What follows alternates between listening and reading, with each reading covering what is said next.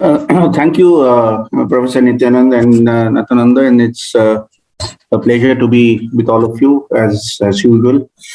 And I've been joining this event for a number of years, and would also like to greet Professor Muchkund Dubey.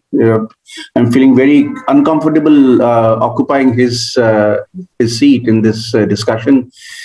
Of course, not to speak of the wonderful initial thoughts that he always gives, and which help us in sort of directing the discussion in this very important event that CSD organizes. I really hope, sir, you get well soon and speedy recovery, sir. And I hope that at some point you'll be able to speak and give us your considered views, and we're really looking forward to that.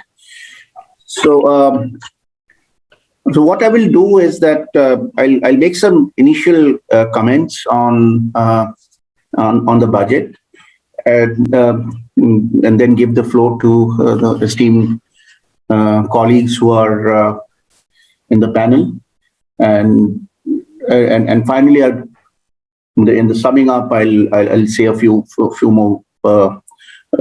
more things based on what the inputs are from all our fellow panelists.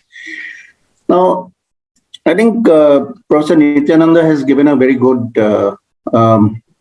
overview, I would say, of the budget, and the whole. I think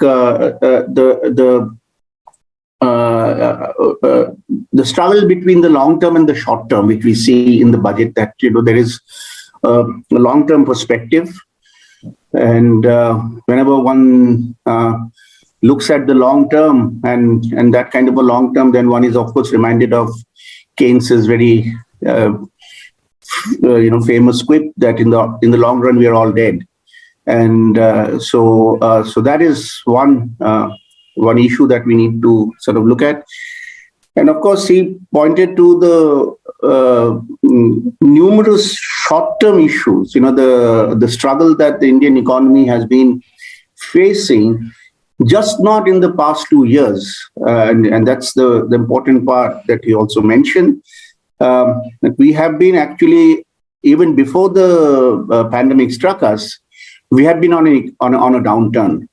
And so really, if you look at, so it's very important to see what your pre-COVID sort of reference point is. So if your pre-COVID reference point is 1920, then, as economists, we always say that this is not a normal year. So we shouldn't actually compare what's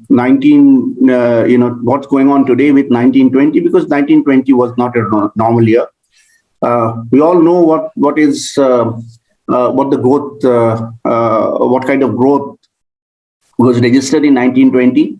Initially, we heard that the growth was in excess of 4%. Last year, it was revised down to 4% exactly. And in the estimates that the NSO provided a day before the budget was presented, we heard that in 1920, the Indian economy grew by 3.7%. So if you look at the growth trends, there's been a sharp decline from something about 6.8% in 17-18 down to 3.7% in 1920. So obviously, this comparison with 1920 is not correct. If you expect the Indian economy to perform as it did earlier, when the expectations was that the economy will grow by at least 7%. This is what Mr. Arun Jaitley used to constantly remind us, that we have to grow by at least 7%. And the target was that Indian economy should become a 5 trillion economy in those days, in 5 years, and 10 trillion economy in 10 years. So the point I'm making is that you really can't achieve those $5 trillion and $10 trillion targets in quick time. You have to again wait for at least the medium term. If suppose we get stuck at this level of growth the low growth trajectory. Now, what's holding us back? So quite obviously there are pain points, and we know that recovery has been extremely uneven. Nitya pointed this out. Except agriculture, which has been growing steadily, it has been, which is quite remarkable, given the Indian performance of Indian agriculture in the past. And so the good rainfall that we have been having consistently for the past few years have helped the sector. And despite the disruption that we saw for more than a year, agriculture has registered steady growth. But that's not the case with manufacturing, and manufacturing has been, at best registering a choppy growth, especially in the last few months for which we have the data. So I was looking at the data for the IIP for November, which is the last set of numbers we have, November 21. And in November 21, the manufacturing sector grew by less than 1%. So there are issues there. We still don't know what is the situation of the MSME sector, especially the micro sector. The informal sector. We still don't have any idea. And why I say this is that this is the sector which was affected the most. The disruption was the most in the MSME sector. The job losses were the highest here. And we still don't know what is the situation. All that we know is that because of the disruptions in the labor market that we have, the domestic demand, consumption demand hasn't actually recovered. And this is an admission that has been made even in the economic survey. That consumption demand, which is actually the driver of the Indian economy, has remained subdued. And again, this is vis-a-vis the 1920.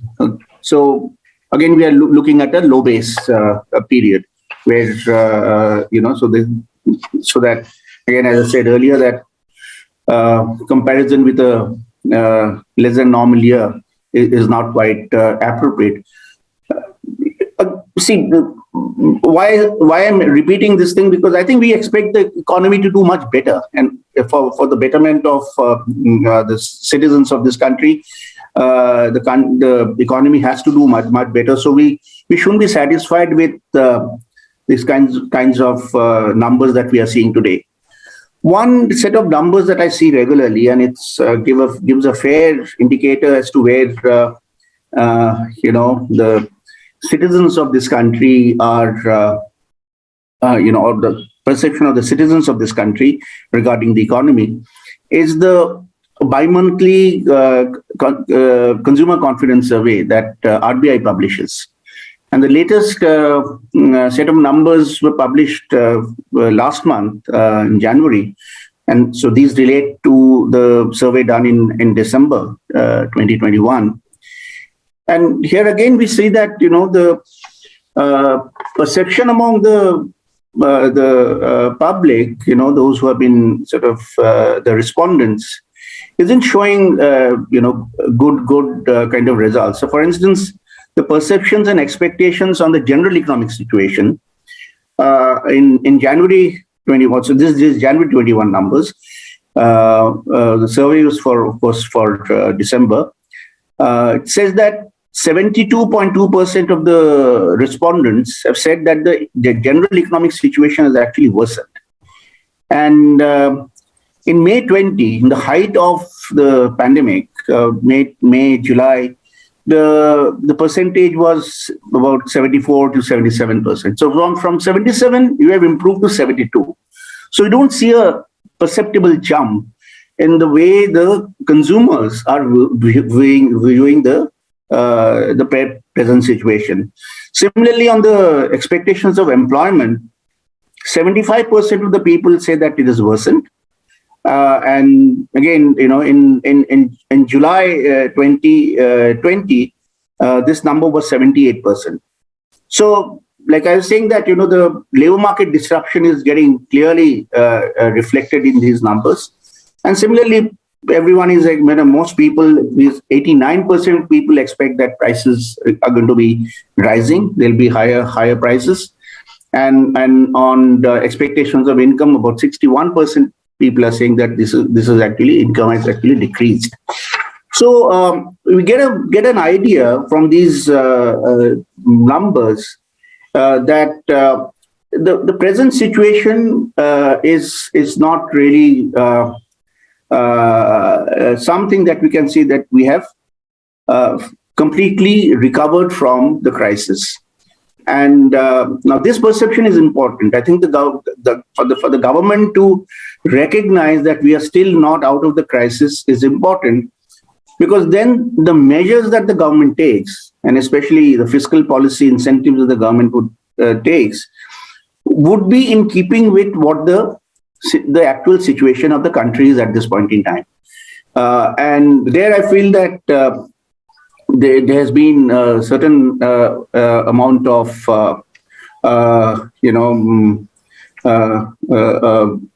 a gap between what we think, many of us think, and what possibly, the finance minister's budget has reflected. I think the finance minister budget reflects that we have actually moved on.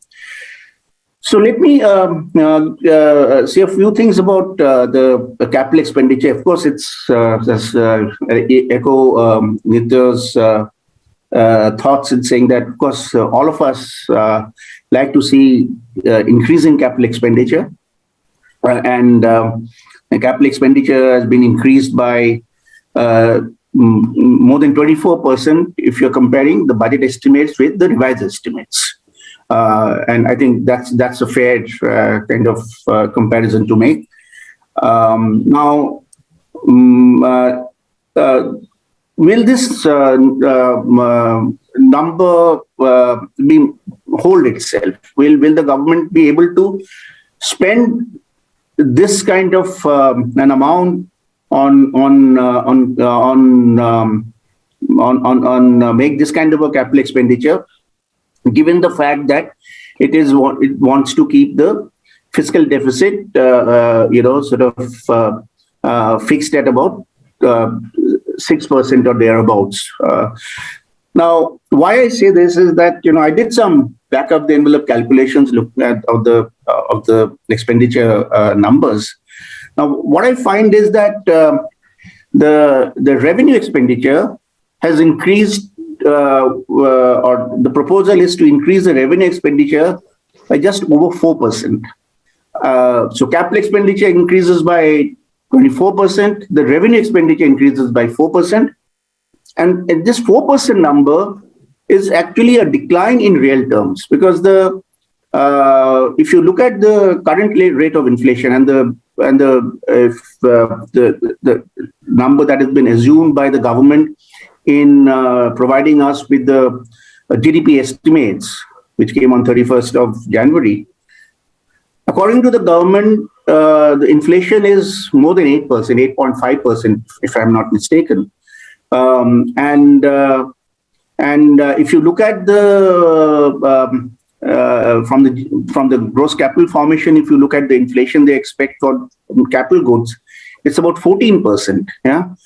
So if you put all these numbers into the bucket, and then you try to understand where we are in terms of expenditure, I feel that given the low expenditure on allocations on revenue, and the anxiety to keep the fiscal deficit fixed at about 6% or thereabouts, there could be a shift of funds away from capital expenditure to revenue, because you can't actually postpone revenue expenditure. Most of that in terms of salaries and other things, so you can't really postpone that. And so that's an issue that is important. That whether this number of capital expenditure is going to sustain itself, and of course the 24%, if you look at it in real terms, it comes down to about 10%, which is also not bad actually. Yeah, but this is the issue. Now, Nitya also mentioned that agriculture, and we are expecting the government to take some initiatives on agriculture, given the fact that there's been sort of, I think at the end of the day, has been a sort of appreciation on the government's part that there are problems that the farmers are facing, and there are issues there. So if we recognize that the farmers are really facing problem, and many farmers are saying that agriculture is no longer a paying occupation, then both in terms of institutions and infrastructure, things have to be done. So, of course, on irrigation and all, again, Nitya mentioned there is additional spending that has been promised. But there are other, capital expenditure requirements of agriculture other than just irrigation, and where I felt that there should have been a greater degree of attention. Government is talking a lot about the farmer-producer organizations and strengthening the farmer-producer organizations, which is a good thing. Putting the farmer, empowering the farmer through these organizations. But then you need to, allocate resources to strengthen that these institutions. But you don't find adequate allocation being made. For instance, for agriculture, the allocation has been increased by about 5%. Again, in real terms, it's lesser than that. Health and health expenditure and education expenditure need to flag the very important issues that we face in this country. There's a huge deficit that we have in terms of learning, and now last 2 years things have become even worse.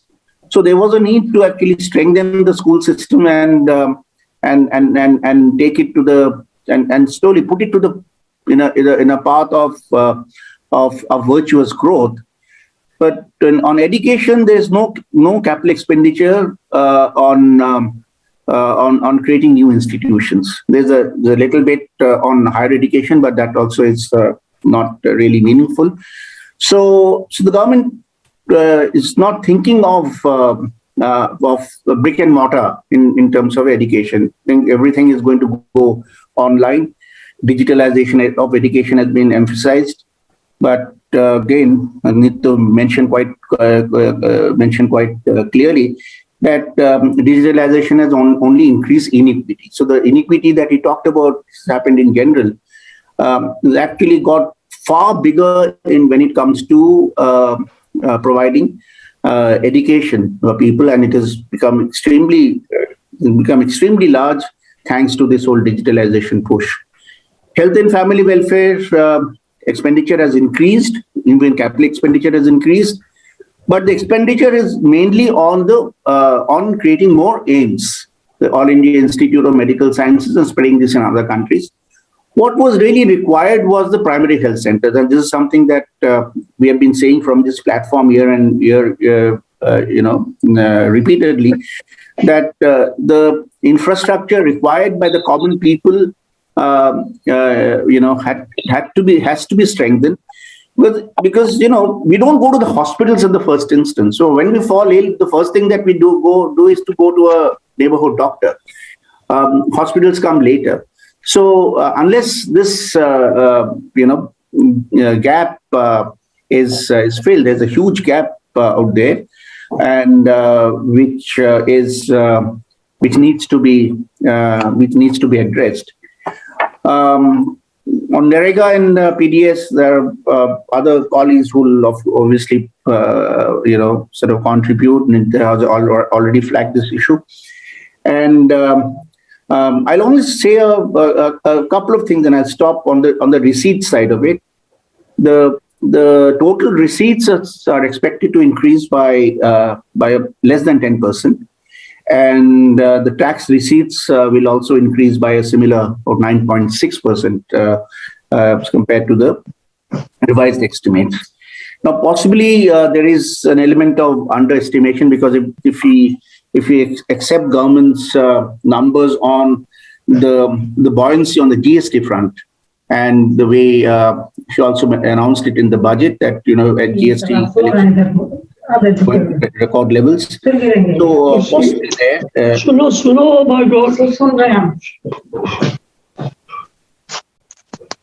Yeah, but every year I am curious. I get curious when I look at one of the annexes of the receipts budget, which gives numbers on incentives. Now we call it incentives. Earlier we used to call it revenue foregone. And there's one table. The first table relates to the corporate sector, and it gives the numbers on the range of profits that the top corporate sector makes, and of course the revenue generation from those corporates. There are about 9 lakh companies which do e-filing, and this is reported in the budget, in the annexure 7, and every year when I look at this number, I find that the companies who are reporting losses, or the companies who are saying we do not have any profits, that number is consistently increasing. This year, that number is 54%. So 54% of the companies, and these are large companies, these are all doing e-filing, are declaring that they do not have earned any profits, or they are running into losses. So obviously the question will come in all our minds, that why is the government letting go all these companies? Obviously there is something. If they're consistently, and this number was 35% in 2005-06, today is 54%. So there is something that is seriously going wrong with our revenue generation drive. So I'll stop here. I think I've taken longer than I should have. I didn't. I couldn't be responsible enough as the chair. But let me now invite Professor Atul Sharma, and we'll hear from Professor Sharma his views on the budget. Thank you very much.